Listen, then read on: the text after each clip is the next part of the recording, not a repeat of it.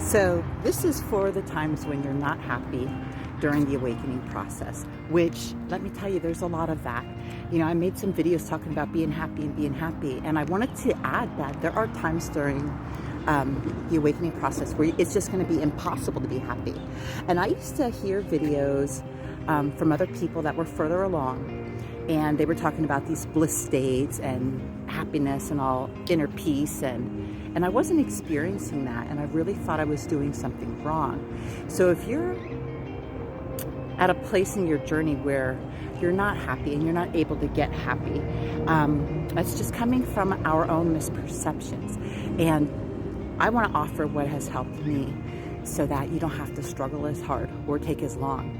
So if you understand that your reality is created by you, by your higher self, and it's serving you and it's for you, and this is crucial on an awakening path, is that you understand everything is for you. So first of all, you take a look at your reality that you don't like. Understand that it's serving you. You have to take that perspective on. Figure out how it is serving you, okay? And the sooner you do this, the sooner it will change for you, because this is just lessons. There's certain things that the soul wants to balance out and learn in this incarnation.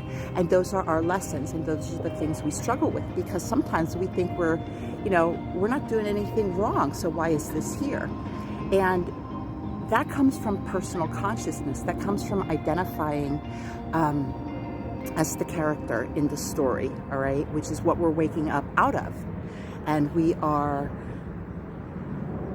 taking on the identity of our higher consciousness, our higher self. And that process can be painful and messy because the old self has to go, all right? Your character has to dissolve. Like the butterfly and the caterpillar, right? This process isn't for the caterpillar, it's for the butterfly. What is it called? Chrysalis isn't for the caterpillar, right? It's got to dissolve into this goo before it can be the butterfly. And that is like us dissolving our personalities, our ego, our programs, our patterns. We have to get rid of all of that so that we can be the higher self. And so first of all, you want to look at how it's serving you, okay? Even if it's painful, find a way. What is it teaching you? What is it showing you? Where are you attached? What do you gotta take action on maybe, right? How are you perceiving that it's working against you? Figure it out, transform the thoughts around it, and then the reality can shift and change for you into something that you do enjoy. And what else? Obviously, always don't take it personal, because it's not a personal thing. This isn't for the person, all right?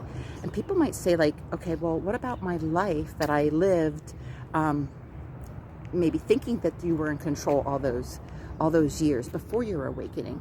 Well, that is your higher consciousness holding a space, like a container, like a little playground where you can go run around and do your little human stuff, thinking that you're here for the partner and the job and the education and all of that stuff. And that was just a little part of the journey, right? And this is the stuff we wake up out of, all right? That's when the awakening happens. And the higher self is now going to take control of the journey. Which one thing that you have to look forward to is when you hand over, the life that's really not yours, you hand it over to the higher self. Right in that moment, you get to hand over all the shit you're working on too. It's no longer your responsibility, all right? Because none of us are really doing this down here. We're never alone. You're never alone. It's never just you and your thoughts, by the way. So you want to clear those up. It's never just you and your thoughts, all right? There is a collective consciousness, and we're all connected. So we all play a really big role down here. And we have to take responsibility for what's going on inside of our minds and what's going on inside of our hearts. And we're just going to clean it up. Just excavate that shit, right? And then you will get to be happy. And then you will get better realities. But first you got to do the inner work. None of us get around that. And there's no spiritual bypassing. So if you think you can skip over lessons or ignore them, guess what's going to happen? They're going to come back around, and you're going to find yourself in a loop cycle. And that's when those patterns just keep repeating. And that's when you start saying, why does this keep happening to me? And it's because you won't see it for what it is and heal it. and transform it and be a magical alchemist in your own life. So I just rambled on there, but I know it's going to help somebody at some point in their journey. So you're not doing anything wrong. You can never be off your path too much, because if you start to wander in a direction that you're not meant to be in, you will get a roadblock. You will get a smack from the universe, which is love. It's just trying to realign you, get back on path. So you're always where you're meant to be, but you can speed up, so to speak.